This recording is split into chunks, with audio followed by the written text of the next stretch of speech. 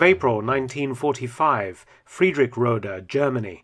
Troops of the U.S. 354th Infantry Regiment captured the Gotha aircraft factory, the edge of the Thuringian forest. For 3 days, the 354th, part of the U.S. 89th Infantry Division, had fought through German defenses to reach the town. At the factory, American troops made a fascinating discovery: 4 steel and wood prototype aircraft, all in various states of manufacture. Only the fuselages and engines were present. The wings were made elsewhere. But it was obvious from their unusual design that the aircraft was something new and revolutionary.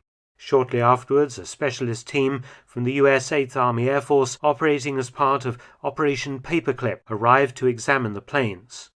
Operation Paperclip was the secret American plan to grab Nazi technology for themselves. They quickly selected the most complete for immediate shipment to the U.S. The rest were ordered destroyed to prevent the Soviets from demanding an example. What the Americans had found was the strange and ultra-modern Horten HO-229 flying wing. A pair of bat-shaped wings were next captured by the U.S. Army 75 miles away and shipped with the fuselage for intensive study and evaluation in America. The head of the Luftwaffe, Reichsmarschall Hermann Göring, had set a challenge for Germany's wartime aircraft industry when he demanded what he called the 3x1000 aircraft. That is, an aircraft that could carry 1,000 kilograms of bombs, 1,000 kilometers at 1,000 kilometers per hour speed. 2 designer brothers, the Hortens, had a proven track record for producing unusual cutting-edge aircraft designs. Experimenting with the flying wing since the 1930s, work began in 1942 on the Horten HO-9 to compete in the 3x1000 tender. A single prototype was built called V1. It first flew on the 1st of March 1944, though not under power, as the type's engine was changed and would not fit the V1. So a series of glider tests were made at Oranienburg near Berlin in the summer of 1944. A second prototype, V2, was fitted with 2 Junkers Jumo 109-004B1 turbojet engines. This aircraft logged some 2 hours flying time from the 2nd of February 1945, with Lieutenant Erwin Ziller at the controls. Göring awarded the 3x1000 contract to the Hortens, ordering 40 aircraft. The V2 was destroyed on the 18th of February 1945 while Ziller was attempting to land on one engine. Nonetheless, Göring added a further 20 aircraft to the pre-production order, and the Horten Flying Wing Fighter project was green-lit on the 12th of March 1945. Göring's original demand for an aircraft capable of carrying a 1,000-kilo bomb load was overtaken by the need for fighters capable of stopping the Allied bomber offensive against Germany.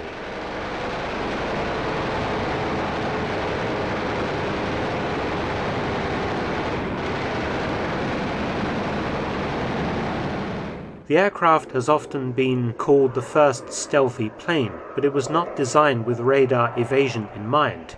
The aircraft was very lightweight, being constructed out of cheap materials available to war-ravaged Germany in the last months of the war.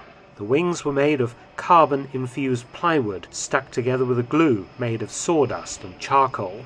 The emergency fighter program used several different aircraft designs, including some that actually entered combat, such as the Heinkel HE-162 Salamander, but the Horten Flying Wing lagged far behind. The shape and materials certainly reduced the aircraft's radar profile, which was a useful outcome, and the V2 prototype was apparently tested against the Messerschmitt Me-262 jet fighter, and the Horten had superior handling characteristics, but Ziller was killed and the V2 destroyed before more extensive tests could be conducted. If it had entered service, the single-seater Horten HO-229A was to have been a fighter with a maximum speed of 960 km per hour, that is 600 miles per hour.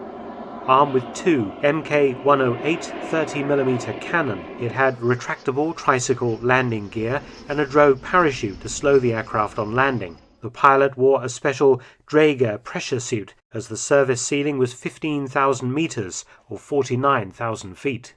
Following the destruction of V2, work was moved to the Gotha plant at Friedrichsrode. At this point, the type was renamed the Horten 229.